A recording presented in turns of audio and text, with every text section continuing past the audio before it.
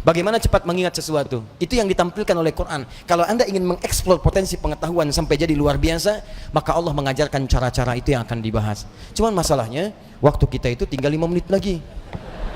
Itu masalahnya. Padahal saya ingin kasih contoh nih. Ini teorinya, ini contohnya, ini prakteknya. Hasilnya jadi begini. Ibnu Sina, Al-Kindi, Al-Farabi, Al-Ghazali, Al-Battani, ya, Ibnu Battuta dan sebagainya, saya turunkan. 5 menit cukup insya Allah? Cukup, baik.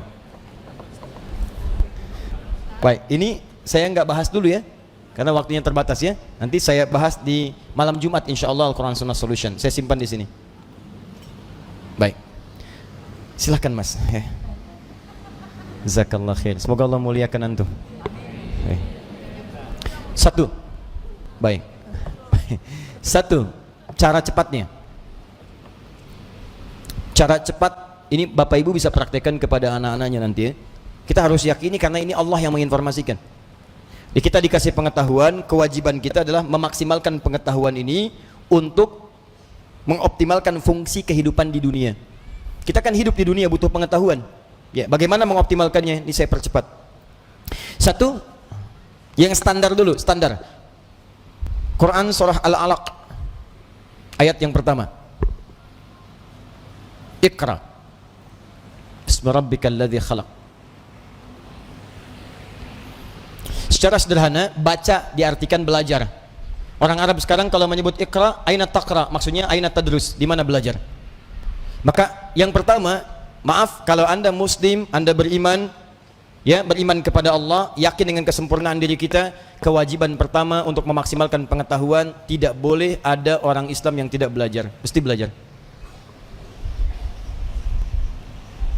Kemudian diturunkan lewat hadis Nabi sallallahu alaihi wasallam, lihat cara belajarnya, perhatikan caranya. Awas, bukan biasa.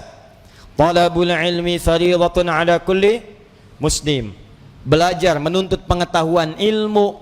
Nabi mengatakan talabul ilmi. Nah, ini yang mau saya garis bawahi. Ini kadang-kadang suka jarang diterangkan syarahnya secara mendetil. Al-ilmu, talabul ilmi, mencari ilmu. Apa artinya ilmu? Dalam istilah bahasa Arab, cuma ada dua pendekatan makna pada ilmu. Satu al-fahmu, kedua al-idrak. Al-ilmu huwa al-fahmu wal-idrak. Ini yang standar nih. Ilmu itu artinya paham, fahmu, paham. Yang kedua idrak, dijangkau dan dikuasai.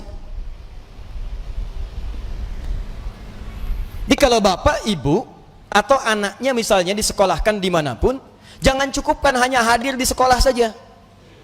Jangan cukupkan ditempatkan dia duduk di dalam kelas, jangan.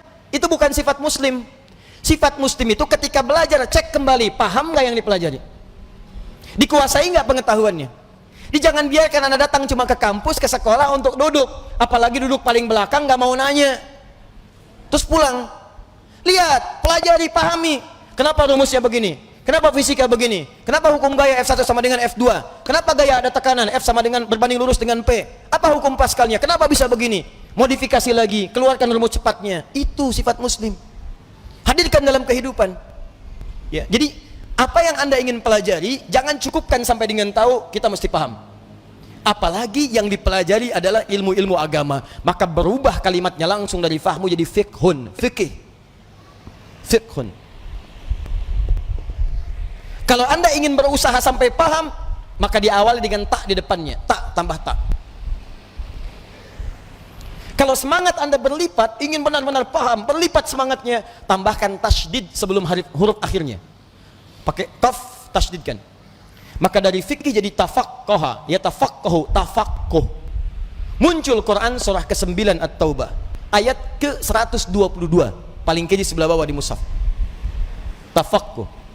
Falaula nafara min kulli firqatin minhum ta'ifatun liyatafaqqahu fid din. Wa ma kana al-mu'minuna liyanfiru kaffah. Tidak semestinya semua orang beriman berjuang ke medan perang semua. Falaula nafara min kulli firqatin minhum ta'ifah. Mesti ada sekelompok orang yang berkonsentrasi di antara mereka, orang-orang beriman. Apa konsentrasinya? Liyatafaqqahu fid din, untuk mendalami ad-din. Langsung menggunakan tafaqquh. Yang didalami apa? Ad-din. Apa itu ad-din? Islam. Tahu dari mana? Quran surah ketiga ayat ke-19. Inna ad-dina 'indallahil Islam. Apa itu Islam? Islam turunan-turunan dari amalan. Pokoknya ada 5. Di hadis Muslim, nomor hadis yang ke-8, riwayat Umar bin Khattab radhiyallahu taala anhu. Dari mulai syahadat, dari mulai salat, dari mulai zakat, dari mulai puasa sampai dengan haji. Kalau Anda ingin belajar salat, jangan cukupkan tahu cara takbir. Takbirnya begini ya, ucapkan Allahu Akbar sampai dengan salam. Pertanyaannya, Anda paham nggak yang dibaca? Jangan-jangan selama ini Anda salat, Anda nggak ngerti yang dibaca. Ruku Anda nggak ngerti yang dibaca. Sujud ibu tidak paham yang dibacakan.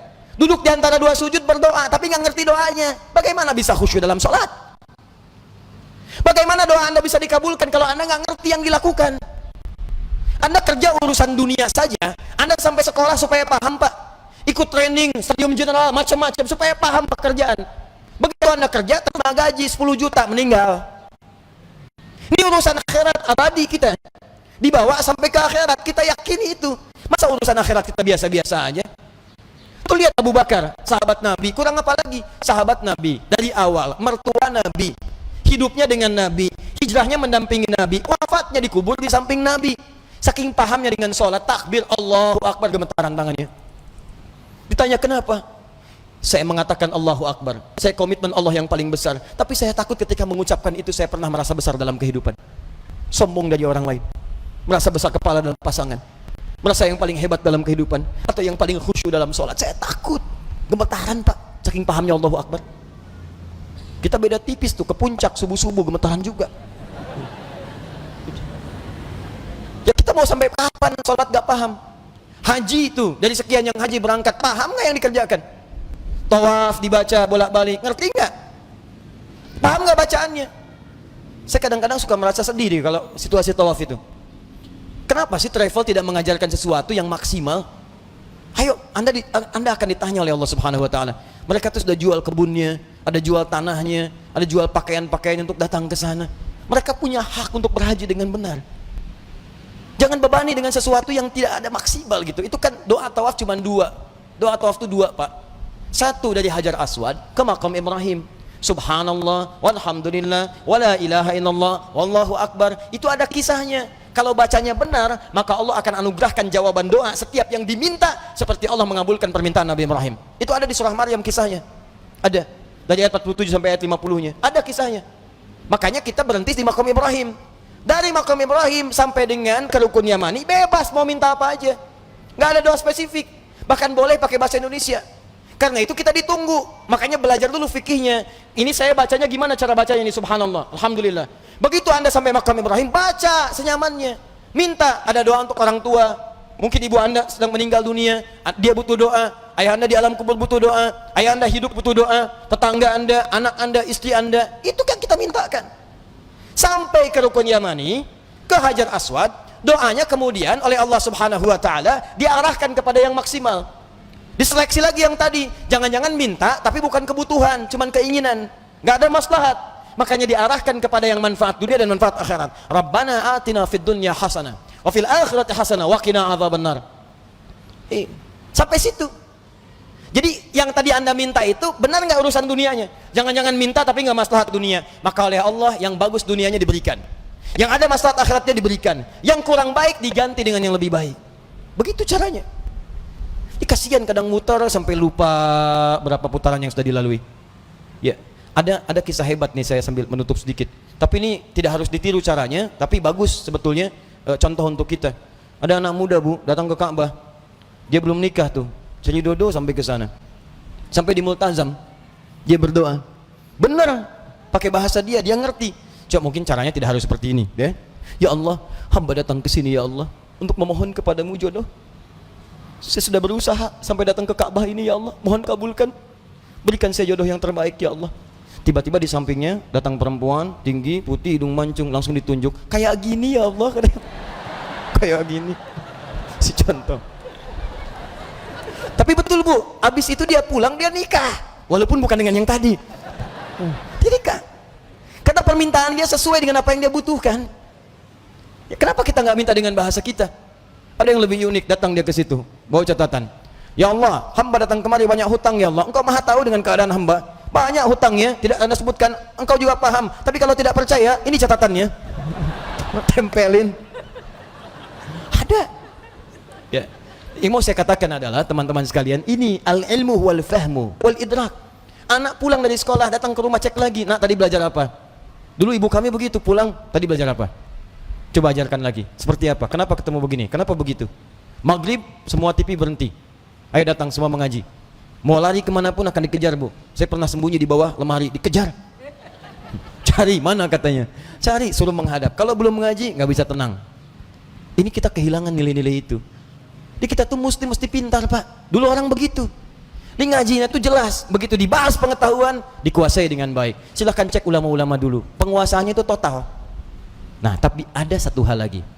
Jika Anda kerjakan ini, maka Anda akan mendapatkan percepatan pengetahuan dari Allah Subhanahu wa taala melampaui batas-batas pengetahuan biasa. Apakah kemudian tips yang diberikan oleh Al-Qur'an sebagai petunjuk itu ini yang paling penting kita dapatkan? Tapi sayang, waktunya habis. Kita harus berjumpa dengan kesempatan yang berikutnya.